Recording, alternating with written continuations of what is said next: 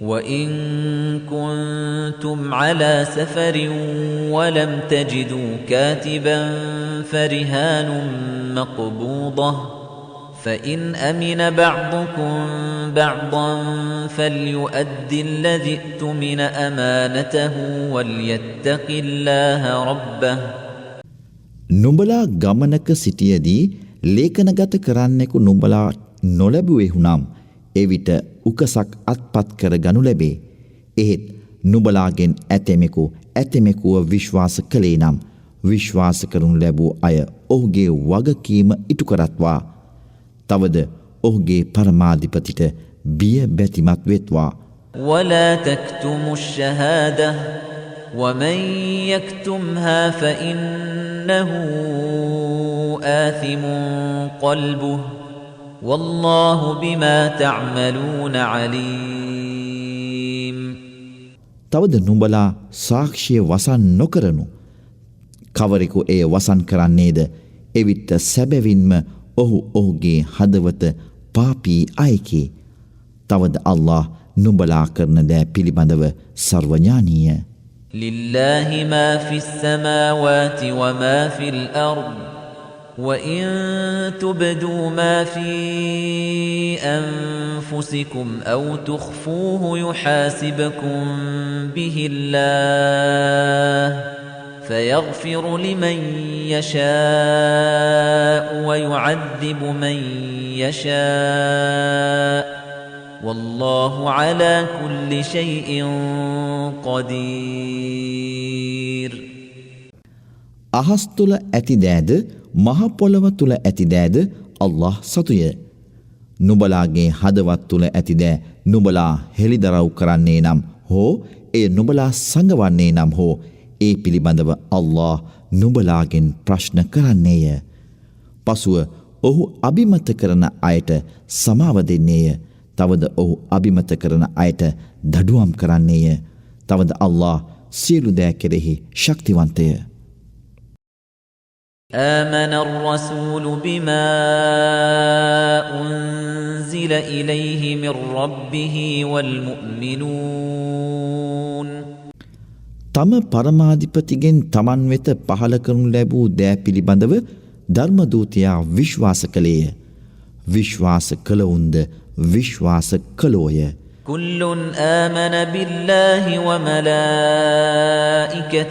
وكتبه ورسله لا نفرق بين أحد من رسله وقالوا سمعنا وأطعنا غفرانك ربنا وإليك المصير. සියල්ලෝම අල්ලාහ් වද ඔහුගේ දේව ග්‍රන්ථද ඔහුගේ ධර්මදූතයින් වද විශ්වාස කළෝය. ඔහුගේ ධර්මදූතයින් අතුරින් කිසිවෙකු අතර හෝ අපි වෙනස්කම් ඇති නොකරන්නෙමු. තවද අපි සවන් දුනිමු. අවනත වූයෙමු. අපගේ පරමාධිපතියාණනි ඔබෙන් සමාව පතන්නෙමු. තවද යොමු වන ස්ථානයේ ඇත්තේ ඔබ වෙතයයි ඔවුහු පැවසුවෝය. لا يكلف الله نفسا إلا وسعها لها ما كسبت وعليها ما اكتسبت ربنا لا تؤاخذنا إن نسينا أو أخطأنا. අල්ලාහ් කිසිදු ආත්මයකට එහි හැකියාව අනුව මිස වෙනත් කිසිවක් පටවන්නේ නැත. එය ඉපැයූ දෑ එයටය. එයට එරෙහිව ඉපැයූ දෑද එයටය. අපගේ පරමාධිපතියාණනි අප යමක් අමතක කළේ නම් හෝ අප වරදක් කළේ නම් හෝ අපව දඩුවමට ග්‍රහණය නොකරනු මැනව. ربنا ولا تحمل علينا إصرا كما حملته على الذين من قبلنا. තවද අපට පෙර සිටියවුන් මත කවර දෙයක් ඔබ උසුලන්නට සැලැස් වූයේද එවැනි බරක් උසුලන්නට නොසලස්වනු මැනව. ربنا ولا تحملنا ما لا طاقة لنا به واعف عنا واغفر لنا وارحمنا أنت مولانا فانصرنا على القوم الكافرين. කවර දෙයක් අපට සිදු කිරීමට ශක්තිය නොමැත්තේද එවැන්නක් අප මත නොපටවනු මැනව. අප කළ වැරදි අපගෙන් නොසලකා හරිනු මැනව. තවද අපට සමාව දෙනු මැනව. තවද අපට කරුණා කරනු මැනව. ඔබ අපගේ භාරකරුය. එබැවින් දේව ප්‍රතික්ෂේපිත පිරිසට එරෙහිව අපට උදව් කරනු මැනව. බිස්මිල්ලාහිර් රහ්මානිර් රහීම්. අපරිමිත දයාන්විත අසමසම කරුණාන්විත වූ අල්ලාහ්ගේ නාමයෙනි. අලිෆ් ලාම් මීම්. අලිෆ් ලාම් මීම්. අල්ලාහු ලා ඉලාහා ඉල්ලා හුවල් හයියුල් කය්යූම්. අල්ලාහ් වනාහි ඔහු හැර වෙනත් දෙවියෙක් නොමැත. සදා ජීවමානය, සදා පැවැත්ම ඇත්තාය. نزل عليك الكتاب بالحق مصدقا لما بين يديه وأنزل التوراة والإنجيل. නබිවරය, සත්‍යයෙන් යුක්ත වූ මෙම දේව ග්‍රන්ථය මේට පෙර පැවති දෑ සත්‍ය කරවන්නක් වශයෙන් ඔබ වෙත ඔහු පහල කළේය. තවද තවුරාතයේද ඉන්ජීලයේද ඔහු පහල කළේය. من قبل هدى للناس وأنزل الفرقان إن الذين كفروا بآيات الله لهم عذاب شديد والله عزيز ذو انتقام. තවද මීට පෙර විසූ ජනයාට මඟ පෙන්වීමක් ලෙසය. තවද සත්‍යයෙන් අසත්‍ය වෙන් කර පෙන්වන අල් කුර්ආනයේද ඔහු පහල කළේය. සැබවින්ම අල්ලාහ්ගේ වැකි ප්‍රතික්ෂේප කළවුන් වන ඔවුනට දැඩි දඩුවම් ඇත. තවද අල්ලාහ් සර්ව බලධාරීය, සම ප්‍රතිචාර දක්වන්නාය. إن الله لا يخفى عليه شيء في الأرض ولا في السماء. නියත වශයෙන්ම අල්ලාහ්ගේ දැනුමට අහස්හි හෝ මහ පොළොවේ හෝ ඇති කිසිවක් සැඟවෙන්නේ නැත. هو الذي يصوركم في الأرحام كيف يشاء لا إله إلا هو العزيز الحكيم. ගර්භාෂ තුල නුඹලාව Taman කැමති පරිදි හැඩගන්වන්නේ ඔහුමය. සර්ව බලධාරී සියුම් ඥානවන්ත වූ ඔහු හැර වෙනත් දෙවියෙක් නොමැත. هو الذي أنزل عليك الكتاب منه آيات محكمات هن أم الكتاب وأخر متشابهات. ඔහු වනාහි නුඹ වෙත ධර්ම ග්‍රන්ථය පහල කළේය. එහි පැහැදිලි තීන්දු සහගත වැකි ඇත. ඒවා ධර්ම ග්‍රන්ථයේ මූලයයි. තවද අනෙක් ඒවා විවිධ වූ අර්ථයන්ගෙන් සමන්විත වැකිය. فأما الذين في قلوبهم زيغ فيتبعون ما تشابه منه ابتغاء الفتنة وابتغاء تأويله وما يعلم تأويله إلا الله. එබැවින් තම හදවත් තුළ ව්‍යාකූලත්වය ඇත්තන් වූ කලී ඔවුන් කලහකම් කිරීමේ අපේක්ෂාවෙන්ද එහි අර්ථ විකෘති කිරීමේ අපේක්ෂාවෙන්ද එයින් විවිධ වූ අර්ථයන්ගෙන් සමන්විත දෑ අනුගමනය කරති. එහි යථාර්ථය අල්ලාහ් හා ගැඹුරු ඥානය ඇත්තවුන් හැර වෙන කිසිවෙකු නොදන්නේය.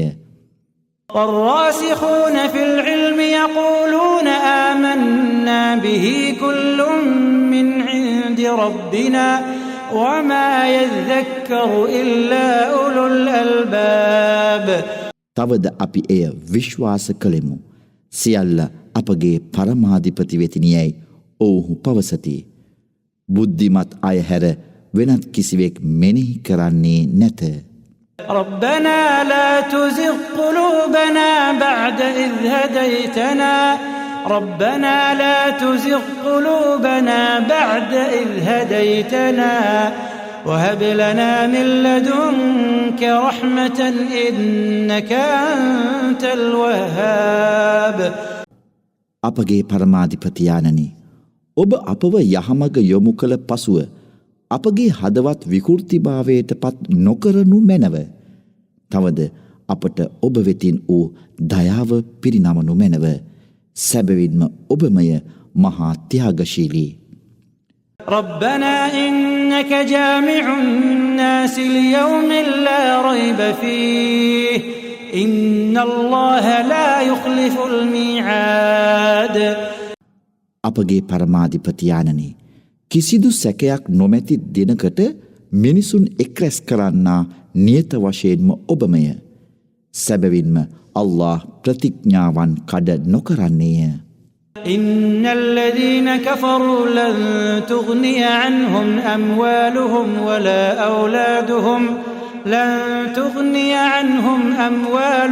ولا أولادهم من الله شيئا وأولئك هم وقود النار.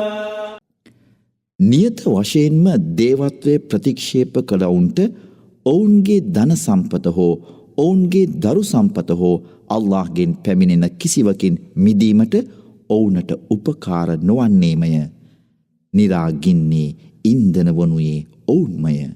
كدأب آل فرعون والذين من قبلهم كذبوا بآياتنا فأخذهم الله بذنوبهم والله شديد العقاب.